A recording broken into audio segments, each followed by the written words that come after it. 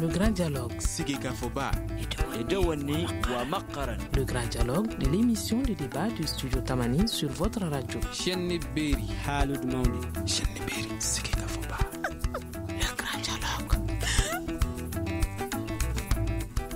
Accès aux services sociaux de base au Mali, quel est l'apport de Scale Plus? C'est le sujet du grand dialogue de ce soir et nos invités sont Joseph Sani, conseiller technique de FHI 360, Abdulwahab Diakité de l'association des consommateurs Ascoma au téléphone et Madame Togo Sitan Sissé, directrice adjointe de PEC Mali. Je suis Mohamedou Touré, mesdames et messieurs, bonsoir et bienvenue. Le grand dialogue. L'accès aux services sociaux de base reste un des défis majeurs à relever au Mali. Face à cette situation, plusieurs initiatives sont proposées. Parmi elles, l'outil Scale Plus qui traite des questions de développement complexes. Alors, vous, Abdul Wahab Diakité, vous êtes de l'association des consommateurs, les bénéficiaires bien sûr des services sociaux de base. Est-ce que vous pouvez nous parler de la situation, votre constat par rapport à la situation aujourd'hui? Bon, merci bien, M. Touré. En fait, les services sociaux de base, nous, au niveau des consommateurs, nous attendons cela d'abord par l'accès à l'éducation, à la santé, à l'eau. Oui. Bon, et quand on essaie de voir, d'analyser la situation au Mali, l'accès aux services sociaux de base reste très faible. Certes, il y a des différentes politiques. Malheureusement, les politiques ne sont pas accompagnées par les moyens adéquats. Donc, ce qui fait qu'aujourd'hui, quand nous essayons de voir au niveau national, les collectivités ne sont pas à la même enseigne. C'est ce que je peux dire d'abord.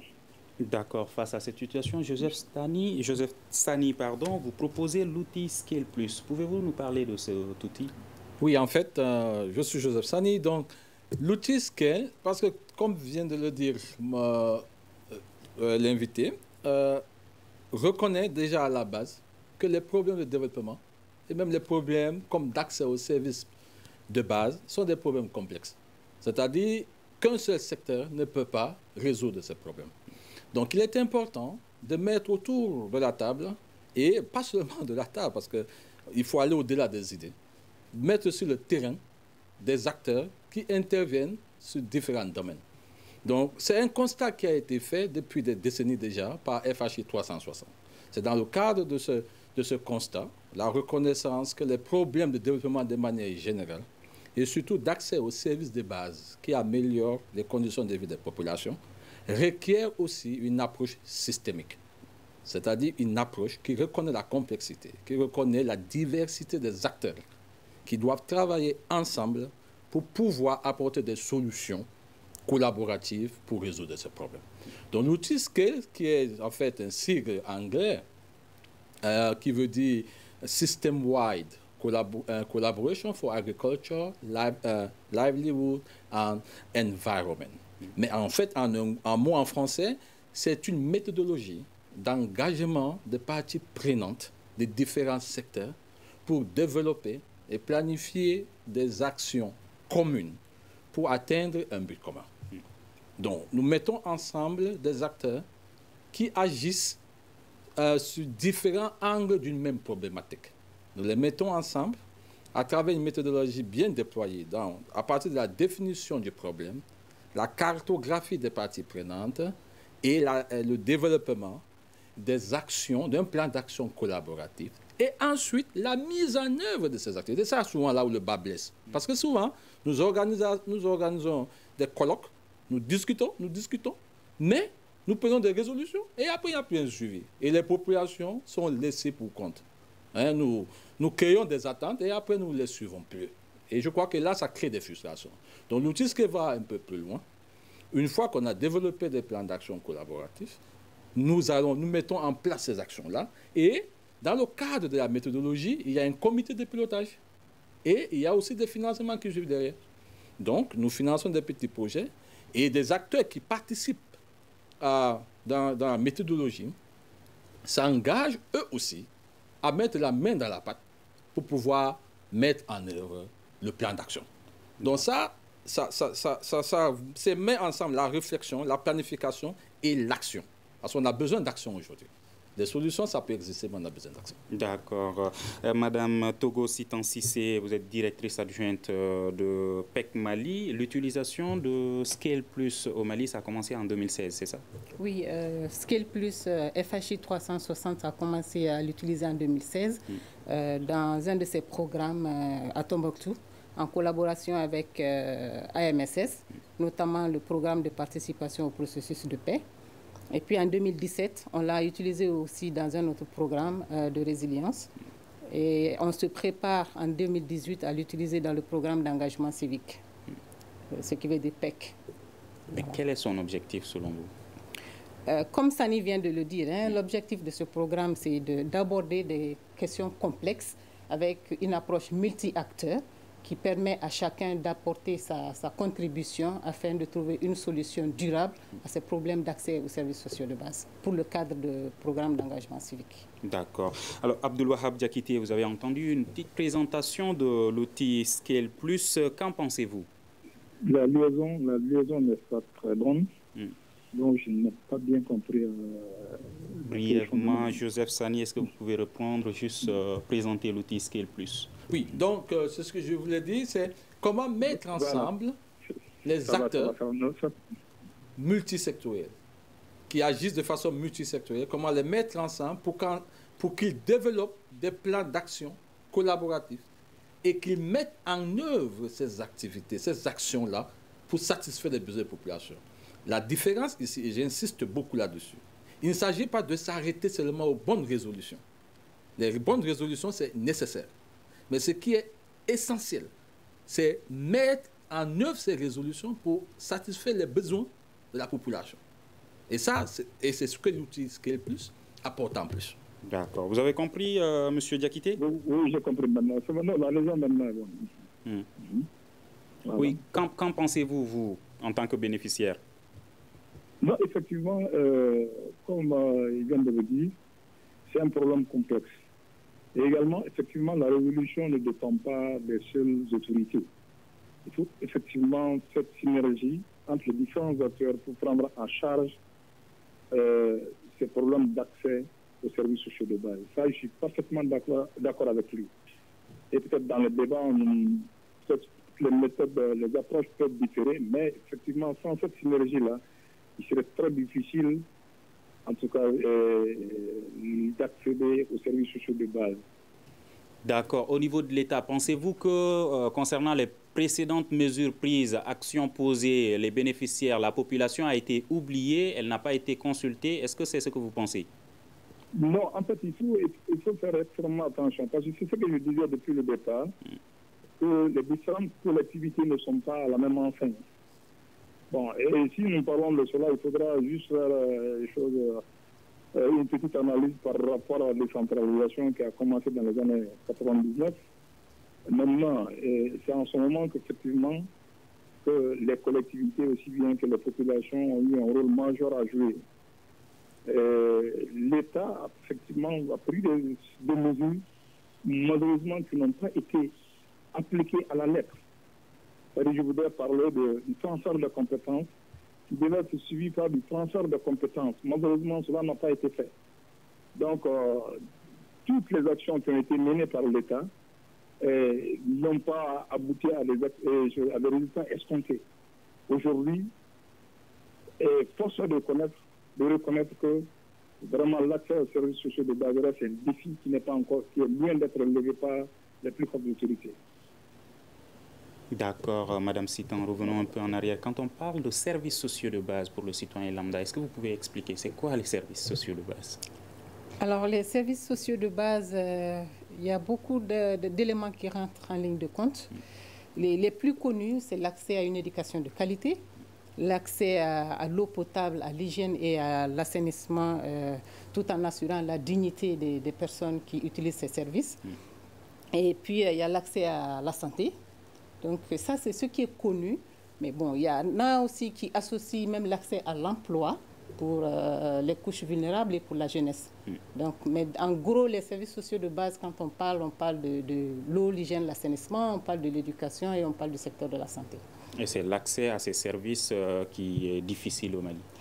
C'est difficile. C'est difficile par endroit. Généralement, c'est difficile, mais par endroit, c'est crucial. L'accès est très crucial dans certains domaines. Je pense que M. Wahab, qui est le représentant des consommateurs, pourra dire beaucoup de choses là-dessus. Alors, Joseph Sani, pensez-vous que l'outil pourra réellement changer quelque chose à cette difficulté? Je pense que, comme l'a dit M. Wahab, c'est un problème complexe. Les gens ont de la volonté pour régler ces problèmes-là. Je pense que ça, il ne faut pas nier les efforts qui ont été faits. Et puis, un outil comme celui-là, qui est financé par un bailleur comme USAID, c'est juste une contribution supplémentaire. On ne peut pas tout centraliser autour d'un outil, comme on l'a dit. Maintenant, l'outil, l'avantage d'un outil pareil, d'une méthodologie pareille, c'est de donner un cadre d'action. C'est pas une façon d'engager les gens, souvent. Parce que souvent, dans la conception des politiques publiques autour des services de base, souvent les oubliés sont parfois les utilisateurs.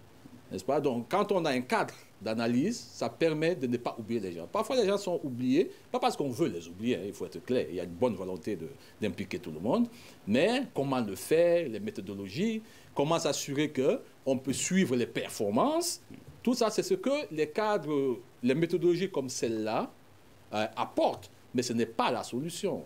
On ne va pas confondre le but avec le processus. Mais c'est un atout. C'est un atout lorsqu'on a une méthodologie claire qui a prouvé ses effets. Donc, on peut l'utiliser. Voilà, mais ça ne remplace pas, évidemment, d'autres apports. Justement, parlez-nous du processus. Comment ça fonctionne? Donc, voilà. Donc, ça, c'est une bonne question. Ça nous permet un peu de rentrer dans comment ça fonctionne, le processus lui-même. Au départ, nous mettons en place ce qu'on appelle un comité de pilotage. Qui, une fois qu'on a défini un peu l'axe d'intervention, dans ce cas, c'est accès aux services sociaux de base. Donc, nous allons mettre en place un comité de pilotage constitué de certains individus qui représentent soit les acteurs qui agissent sur la problématique ou qui peuvent influencer la problématique ou qui subissent le problème. Hein. Donc, par exemple, M. Wahab sera une source sûre, par exemple. C'est un exemple. Et une fois que le comité de pilotage est mis en place, nous travaillons avec ce comité-là pour essayer de mieux formuler la problématique. Parce qu'en fait, on peut avoir un thème, services sociaux de base, mais il faut encore le formuler, cette thématique. Et la formulation est importante parce que nous approchons cette formulation de manière systémique, holistique, exhaustive, pour que personne ne soit oublié, qu'on ne commette pas les erreurs du passé ou qu'il n'y ait pas de point mort. Vous voyez. Donc, nous essayons de ce que nous appelons la cartographie du problème. Une fois la cartographie du problème réalisée, avec les différentes parties prenantes, nous définissons donc les parties prenantes qui vont faire partie, qui seront invitées à un colloque de planification d'action collaborative. N'est-ce pas? Et c'est ce que nous appelons, on intègre le système. Donc, nous avons cartographié les problématiques, cartographié les parties prenantes. Donc, nous avons une idée du système autour de la thématique des services sociaux de base, par exemple. Et une fois, dans le cadre d'un colloque ou d'un atelier de 3 jours, les participants vont donc discuter de la problématique, mais plus encore des solutions qu'elles pourront mettre en œuvre ensemble. Donc, c'est beaucoup plus... Nous insistons sur la collaboration parce que le problème est complexe. Il ne dépend pas d'un seul acteur. Donc, une fois les plans d'action développés, les parties, évidemment, avec les responsabilités, donc il y a un suivi des activités. Mais au-delà de la mécanique et de l'outil, ce qui est important, c'est la cohésion et la capacité de générer le capital social, de mobiliser le capital social pour résoudre un problème de société. Hein? Ça, c'est important de le dire. Donc, renforcer la collaboration, renforcer les normes de coopération dans la communauté pour pouvoir résoudre ce problème. Et aussi mutualiser les efforts. C'est ça l'avantage de l'outil. Comment on peut mutualiser les efforts pour résoudre ce problème.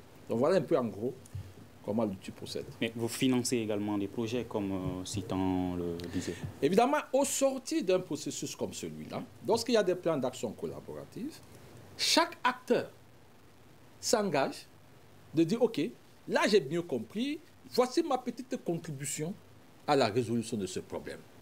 Un projet comme le PEC peut-être peut avoir sa petite contribution compte tenu de ses zones de compétences et des moyens à sa disposition.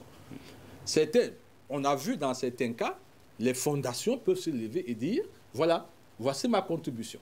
Par exemple, la Fondation Hirondelle ou n'importe quelle fondation, ou certains médias peuvent dire, on a détecté que ce problème est amplifié. Par exemple, l'hygiène de salubrité. On a détecté que ce problème est amplifié parce qu'il n'y a pas l'accès à l'information. Donc, nous, on se porte garant, peut-être de donner 30 secondes de notre programmation pour des messages de sensibilisation. D'autres acteurs peuvent s'engager de différents. Ce qui est important, ce n'est pas ce qu'un acteur va apporter, mais c'est cet engagement, cette mutualisation de la contribution. Parce qu'à l'arrivée, franchement, quoi qu'on dise, le Mali nous appartient tous, nos pays nous appartiennent tous, nos communautés nous appartiennent tous, et il revient à chacun, quel que soit son niveau, de dire, voici ma petite contribution pour résoudre un problème qui nous affecte tous. D'accord. Scale Plus est intervenu à Tombouctou, par exemple. Est-ce que vous pouvez nous parler de ce que Scale Plus a pu changer dans ces projets? Donc, nous avons travaillé en 2016, je pense, avec l'association malienne pour la survie au Sahel, AMSS. Donc, c'était dans le cadre d'un partenariat avec cette organisation. Nous avons eu l'opportunité justement de faire un pareil travail à Tombouctou. La thématique, c'était, si je m'abuse, c'était la contribution des jeunes et des femmes au processus de paix. Donc, dans le cadre de cette activité, nous avons développé un plan d'action, mais il y avait les problématiques et les actions collaboratives qu'il fallait prendre allaient au-delà d'un seul projet. Donc, maintenant, ce que l'association malienne pour la suivi au Sahel est en train de faire, c'est de faire un plaidoyer pour trouver des ressources pour supporter certaines activités du plan d'action. D'autres activités ont été prises, mais il y a eu un suivi. Donc, je ne suis pas mieux placé en termes de renseignement pour dire ce qui a changé sur le terrain concrètement. Et puis, bon, c'est trop tôt. Quand on parle il y a certaines problématiques dont les effets sont visibles peut-être 6 mois après l'activité, 4 mois. Et on sait, le problème... C'était un problème sur la contribution des jeunes et des femmes au processus de paix. On sait que le processus de paix, il est en cours, il a cette difficulté. Donc, c'est un peu difficile d'évaluer maintenant. D'accord. À vous, Madame Citan. Aujourd'hui, le partenariat, quel est le rôle du programme d'engagement civique PEC dans ce processus, dans l'utilisation de cet outil? Le rôle de PEC, c'est déjà de vulgariser cet outil. De former ses partenaires, de montrer aux partenaires, aux représentants de l'État, aux représentants d'autres ONG, aux bailleurs, l'utilité de cet outil-là.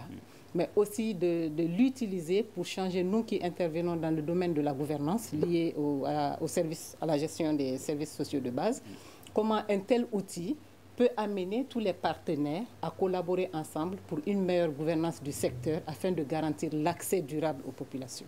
D'accord. Abdulwahab Diakité, vous, aujourd'hui, selon vous, pourquoi n'arrive-t-on pas à accéder aux services sociaux de base, surtout au niveau local? Surtout au niveau local, bon, je le disais tantôt, de faire une différenciation entre les différentes collectivités. Parce que si nous prenons la première région, qui est une zone de migration par excellence, et ces collectivités sont en avance par rapport aux autres collectivités. Non pas dû au fait que l'État fait beaucoup d'efforts, mais surtout à l'apport des migrants. Ça, c'est un. Il y a un deuxième facteur qui est là-bas, c'est une zone minière également. Les zones minières également sont un peu en avance par rapport aux autres collectivités. Mais si nous prenons également, d'une manière générale, le difficile accès également, c'est dû non seulement à la non-continuité des collectivités dans la pratique. Qu'est-ce que je veux dire? Chaque 5 ans, il y a des élections, et chaque 5 ans, les conseils se renouvellent. Les secrétaires généraux qui devraient être les mémoires des collectivités, généralement sont laissés pour compte. Ça, c'est un. Deuxièmement, la mauvaise gouvernance de peu de ressources qui sont allouées aux collectivités.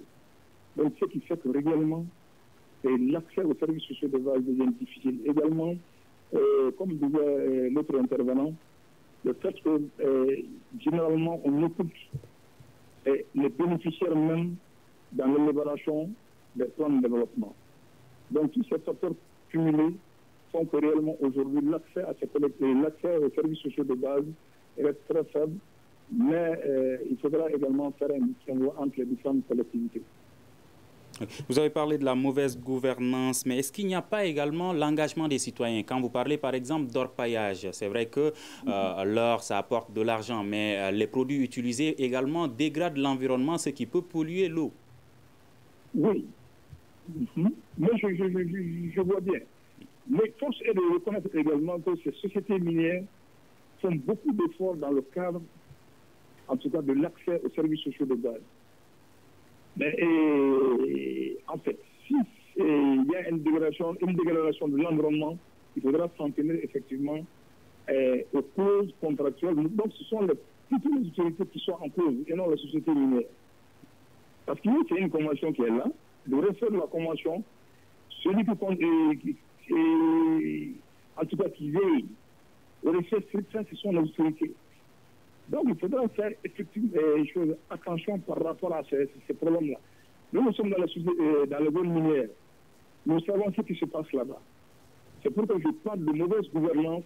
Quand je parle de mauvaise gouvernance, ce sont des collectivités qui ont pratiquement 500 millions, voire 1 milliard de patentes. Donc, malheureusement, qui sont dans la plus grande partie, à plus de 80% qui sont utilisés uniquement dans le fonctionnement. Et donc dans l'accès aux services sociaux de base. C'est pourquoi je parle de mauvaise gouvernance dans ces différentes collectivités-là. Ce que vous êtes en train de dire, je suis d'accord avec vous, mais il y a un responsable qui est là. Ça, c'est l'État qui signe les conventions avec les sociétés minières. Donc c'est aux autorités, effectivement, en tout cas, de veiller au respect strict des causes contractuelles. D'accord, M. Joseph. Est-ce que la responsabilité n'est pas partagée à ce niveau, pas au Mali seulement, généralement? Ah oui, d'accord, merci, parce que je ne connais pas bien le Mali. Donc.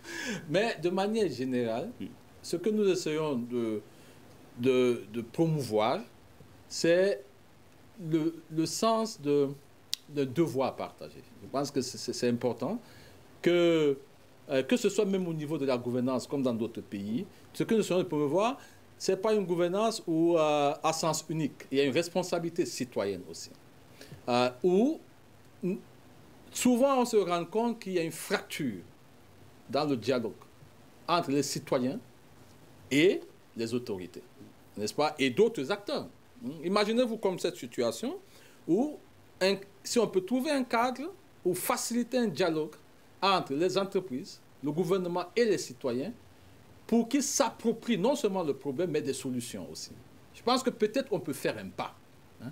Parce que parfois, les gens, en voulant résoudre un problème, parce que, vous voyez, très souvent, j'aime comparer les problèmes de la société comme... nous sommes comme des aveugles devant un éléphant.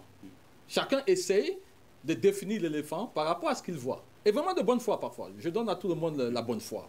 Et donc, l'autre voit, il touche la patte, il dit, mais ça, l'éléphant, c'est un tronc. Mais moi, je vous dis, l'éléphant, c'est un tronc. Il est convaincu que c'est un tronc. L'autre touche la queue de l'éléphant, il dit, mais l'éléphant, c'est une liane. Et nous sommes tous des aveugles devant des problèmes très complexes. Pour une fois, si nous pouvons mettre nos intelligences collectives, je ne suis pas naïf, il y a aussi des intérêts, évidemment, bien sûr. Mais si nous pouvons seulement, un instant, reconnaître que les problèmes que nous avons, par exemple, en réglant un problème de moustiques, j'utilise des pesticides, mais si je ne travaille pas quelqu'un qui connaît l'environnement, pour me dire qu'en fait, oui, je comprends, tu as une bonne intention, tu veux vraiment chasser les moustiques et diminuer la malaria, mais le produit que tu utilises va créer d'autres problèmes. Vous voyez, si nous ne pouvons pas créer ces cadres-là, où les gens mettent leurs intelligences ensemble pour régler le problème, je pense que ce serait un peu plus compliqué. Donc, peut-être le premier pas, c'est de créer ces cadres-là. Et c'est ce que nous essayons de faire. Quels sont les cadres où nous pouvons amener les gens à voir différentes perspectives pour que nous, en voulant faire du bien, que nous ne fassions pas du mal. Voilà. Est-ce que ce n'est pas le plus compliqué regrouper les gens, créer ce cadre, permettre aux gens de pouvoir parler, de s'exprimer librement? C'est compliqué, mais c'est une question d'engagement, c'est une question de perspective, c'est une question de vision. Il y a des partenaires qui partagent la même vision que nous, qui sont très faciles, qui vont s'embarquer dans ce train avec nous depuis les premiers pas. Bon, il y a d'autres partenaires, comme vous le savez, c'est toujours à la traîne, la compréhension pas facile, mais tant qu'ils ne voient pas leur intérêt direct, ils ne vont pas s'engager. Mais nous, ce que nous essayons de privilégier ici, c'est l'intérêt global. Et amener les gens à travailler sur des questions dans lesquelles chacun a non seulement un intérêt, mais chacun peut donner une contribution qui peut améliorer un problème commun, un problème qui affecte la communauté à part entière, y compris ces gens qui sont à la traîne. D'accord. Alors, quelles sont les limites de cet outil Scale+? C'est une très bonne question. Oui. En fait, je ne parlerai pas de limites en tant que telles. Évidemment, c'est basé sur une approche systémique, donc, qui peut avoir des limites sur le plan théorique, mais sur le plan pratique, c'est souvent, comme tout processus qui encourage, promeut la communication, le suivi. Le suivi souvent demande les moyens et les évaluations de performance. Ça, souvent, ça a été à la traîne.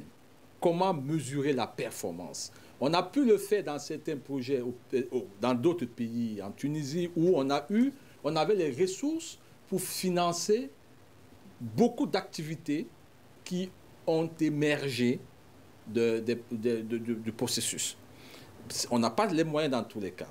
Et aussi, comme l'a souligné ma collègue, il y a parfois, les parties prenantes prennent des engagements qu'elles ne suivent pas. Donc, il y a souvent ces limites. Et puis, comme c'est volontaire, voyez-vous, c'est un engagement volontaire, il n'y a pas de moyen de pression pour que les gens respectent leur engagement. Donc, c'est un peu, en fait, sur le plan pratique, hein.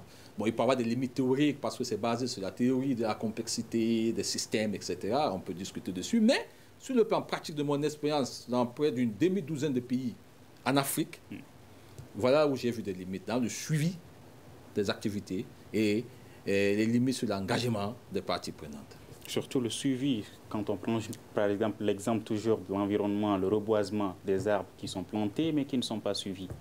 Est-ce que ce n'est pas toujours le problème de suivi mais ce suivi devrait être fait par qui selon vous? Par les parties prenantes qui se sont engagées. Ou alors, parce que souvent aussi le suivi, c'est aussi lié à ce que j'appelle un déficit d'appropriation de la solution. Donc vous pouvez venir avec des solutions. Mais s'il n'y a pas eu suffisamment une appropriation, qu'elle soit locale ou nationale, il y a un problème de suivi souvent. Et puis, bon, suivi aussi, c'est un manque de moyens, parce qu'on parle ici des biens publics. Hein. On sait une des caractéristiques des biens publics, c'est que même ceux qui n'ont pas contribué à leur production, ils ont accès. Donc, à un moment donné, il faut garantir quand même leur pérennisation.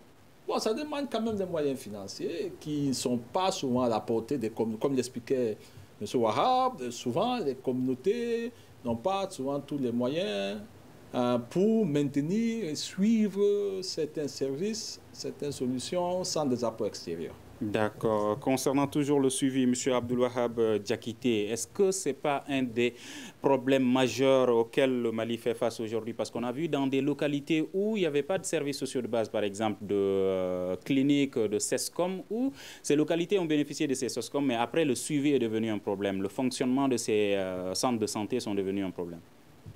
Non, en fait, on ne peut pas résoudre un problème et amener les solutions sans l'apport même des bénéficiaires. Malheureusement, on monite ce qu'on fait, on vient avec des solutions. Et finalement, quand le projet s'en va, effectivement, bon, et ça prouve que les bénéficiaires même ne sont pas appropriés du projet. Et ils pensent que non, c'est la continuité du projet. Et finalement, il n'y a pas de suivi. Et le projet s'arrête. Pourquoi? Parce que tout simplement, l'implication même dès le départ des acteurs qui bénéficiaient fait toujours défaut au Mali. Donc, dans ces conditions-là, on ne peut pas faire un suivi. Et même quand au niveau national, quand le problème majeur, comme vous l'avez dit, c'est toujours le suivi. Aujourd'hui, on prend les choses, on prend, on pose un acte, mais le suivi pose toujours problème. C'est pourquoi on m'a dit, quand j'entends le collègue en train de parler, il sait qu'en fait, c'est pour moi, ce n'est même pas des nouvelles idées. Ce sont les anciennes idées qui sont là et qu'on est maintenant essayer, en tout cas, de les faire refaire vivre pour les mettre encore en application. Et l'application maintenant dépendra peut-être des hommes qui seront là dans le cadre de l'application de ces outils. Sinon, en réalité, le Mali, on ne peut même pas parler du suivi. Est-ce qu'une des solutions pourrait être le coaching non, pour les bénéficiaires? Le problème, c'est quoi d'abord? Les bénéficiaires d'abord, tant qu'on ne mettra pas les bénéficiaires au centre même, en tout cas de la recherche des solutions, c'est sûr quand on va apporter des solutions sans l'implication effective des bénéficiaires, c'est sûr que ce sera toujours un échec. Quand vous l'avez entendu, c'est effectivement un bon outil, mais ça dépendra, la réussite de cet outil-là dépendra effectivement des hommes qui seront chargés de les mettre en œuvre dans les différentes collectivités. Moi, je ne peux pas venir aujourd'hui. Effectivement, il y a un problème d'accès à l'eau, un problème de santé. Je viens, je fais un forage. Et sans faire appel aux citoyens. Mais même s'il y a un petit matériel qui coûte 100 francs, si c'est en panne, personne ne sera là pour prendre en charge, pour faire le renouvellement.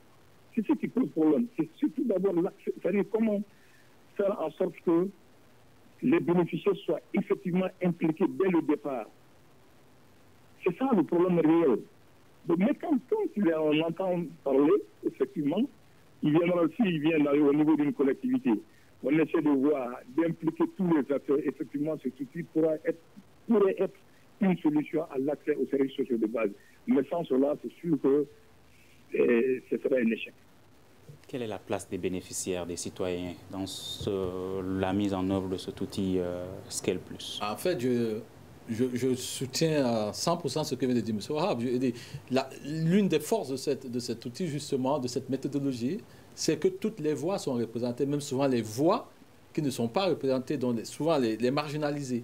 Donc, c'est pas, on ne voudrait pas un outil élitiste.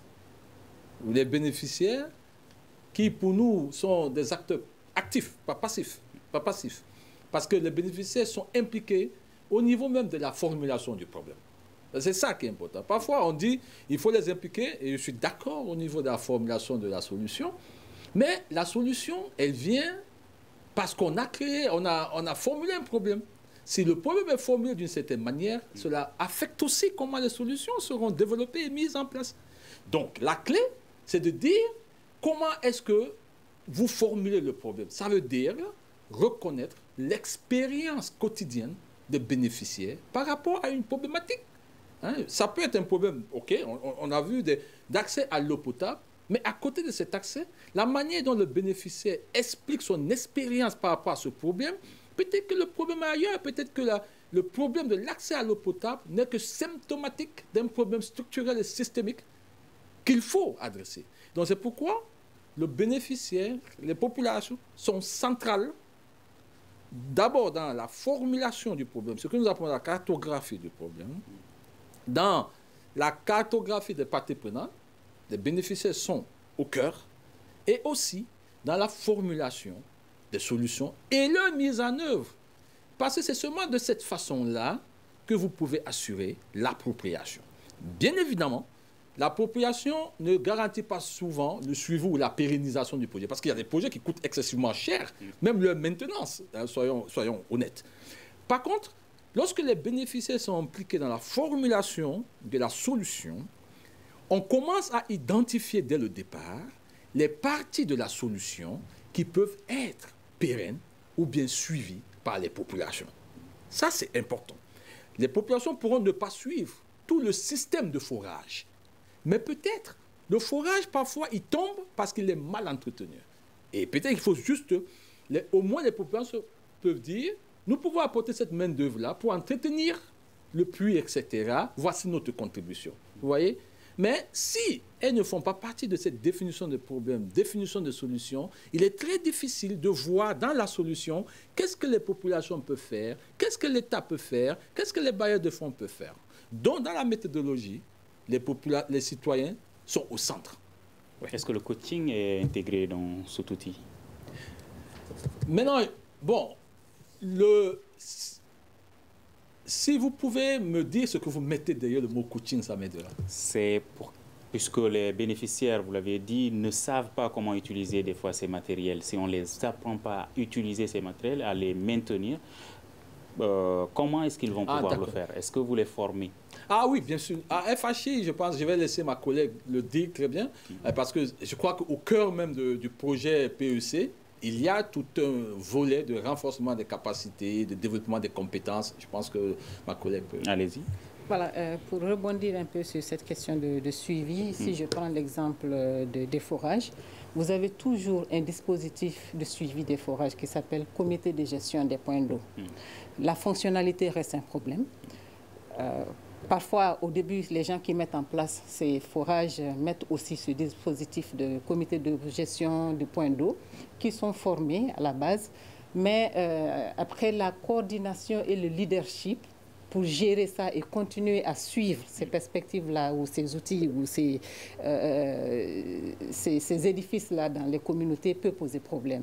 Donc, c'est l'un des objectifs de PEC, effectivement, c'est de former des comités, des OCB, ce qu'on appelle les organisations communautaires de base, à la gouvernance, les former à la redevabilité, les former sur les plaidoyers et les former aussi sur le leadership, sur comment se gérer, mais aussi les former sur la cohésion sociale et la gestion, la sensibilité au conflit. Parce que toute personne qui parle de gestion des ressources liées à l'eau, les ressources de l'éducation, à un certain moment donné, ça génère des conflits de leadership, ça génère des petits conflits. Donc, nous avons cette approche d'intégrer, de les former sur ces différents thèmes, afin d'assurer une continuité quand même, afin de leur donner cette possibilité d'assurer leur rôle, ce rôle de suivi, ce rôle de veille sur ces points d'eau, dans le domaine de l'éducation aussi. Donc, l'un des objectifs du programme d'engagement civique, c'est la formation des organisations communautaires de base à travers les organisations de la société civile qui sont nos partenaires contractuels. Et notre objectif est également de communiquer là-dessus, de faire connaître cet outil. Comment allez-vous procéder? Eh bien, nous allons utiliser, vous étant l'un de nos partenaires, nous avons une grande composante de communication sur Scale Plus à travers Studio Tamani dans le cadre de notre partenariat.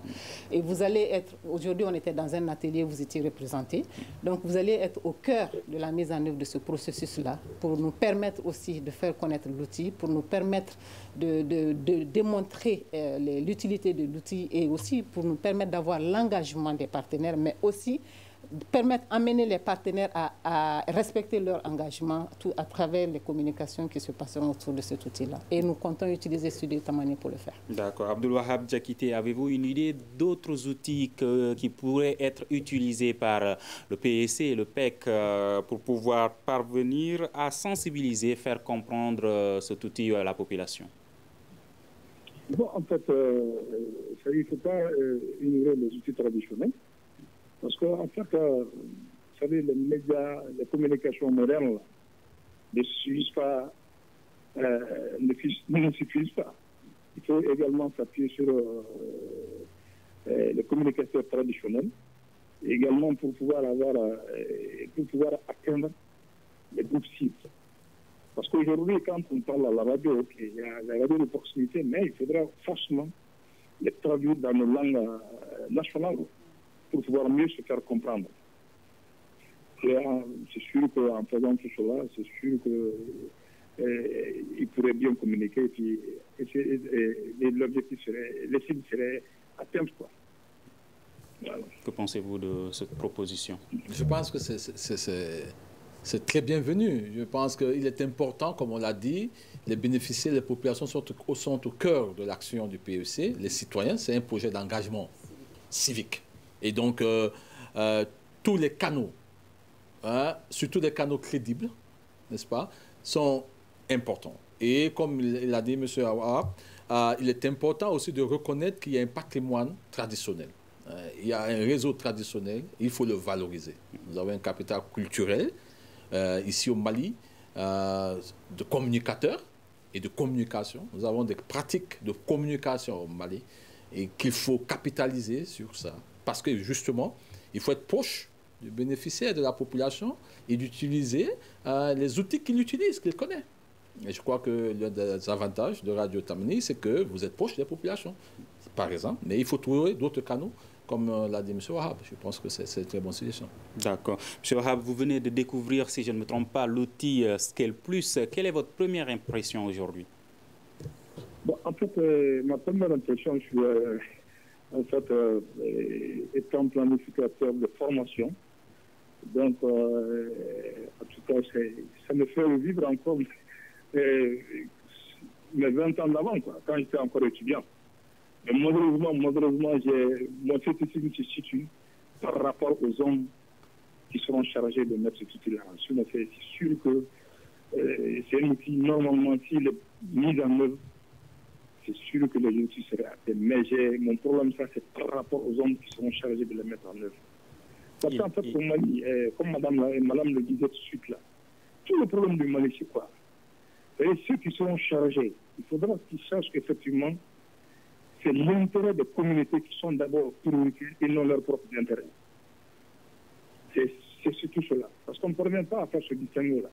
Tant qu'on ne se situe pas dans un outil, on pense que l'outil n'est pas bon. Alors que généralement, celui qui élabore l'outil, lui-même ne fait pas partie. C'est pour les générations futures. Donc, c'est dans ces seules conditions, effectivement, que cet outil-là, ceux qui seront chargés de le mettre en œuvre, sachent qu'effectivement, ils sont là pour prendre en charge des intérêts communautaires et non leurs propres intérêts. C'est à ce seul prix, effectivement, que je suis vraiment d'accord. Et surtout que dans le collègue qui est en train de parler de l'outil, il le maîtrise bien. Et si son approche est mise en œuvre par ces acteurs-là, c'est sûr que les communautés pourraient s'approprier de ce outil et qui pourrait être effectivement un début de solution au problème d'accès aux services sociaux de base dans les différentes collectivités. Il a beaucoup insisté sur la responsabilité des personnes qui vont mettre en œuvre cet outil. Est-ce que vous pouvez le rassurer? Bien sûr. Voilà, les personnes qui vont mettre en œuvre cet outil sont des Maliens qui ont le souci de l'amélioration des services sociaux de base parce qu'ils sont affectés eux-mêmes. Donc, je peux rassurer M. Wahab que nous tiendrons en compte l'intégration et l'inclusion de la population à travers les différentes étapes de la mise en œuvre de cet outil-là. Et quand je parle d'inclusion, je pense aussi aux personnes vulnérables et aux personnes vivant avec handicap. Quelque chose à ajouter à cela? Non, elle a tout dit. Je pense que nous faisons confiance à l'équipe qui est sur le terrain. Jusqu'aujourd'hui, elle a tout fait pour démontrer qu'elle est capable, et surtout au niveau des populations.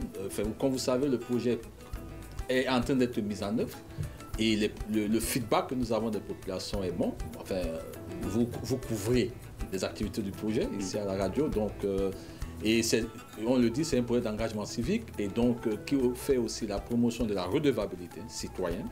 Et donc voilà, nous donnons aussi aux populations, nous travaillons avec elles pour créer des cadres de redevabilité. Et votre attente, c'est? Notre attente, c'est que des populations s'approprient de ces problématiques aussi et contribuent aussi à se sentir responsables des solutions qui seront mises en place et s'en approprient. Et on espère que comme ça, nous allons apporter une petite contribution à l'amélioration des conditions de vie des populations du Mali. Merci Joseph Sani, conseiller technique de FHI 360, Madame Togo Sitan-Sissé, directrice adjointe de PEC Mali, Abdoul Wahab Diakité de l'association des consommateurs ASCOMA. C'était nos trois invités pour parler d'accès aux services sociaux de base et de l'apport de l'outil Scale Plus dans ce processus. Merci à tous d'avoir écouté ce débat. C'est un partenariat entre Studio Tamani et le programme d'engagement civique avec un financement de l'USAID. À la mise en onde de Gagny Kanté, régie vidéo assurée par Peting Diarra. Je suis Mohamedou Touré. À demain pour un prochain numéro du Grand Dialogue de Studio Tamani. Le grand dialogue. Le grand dialogue de l'émission de débat du studio Tamani sur votre radio.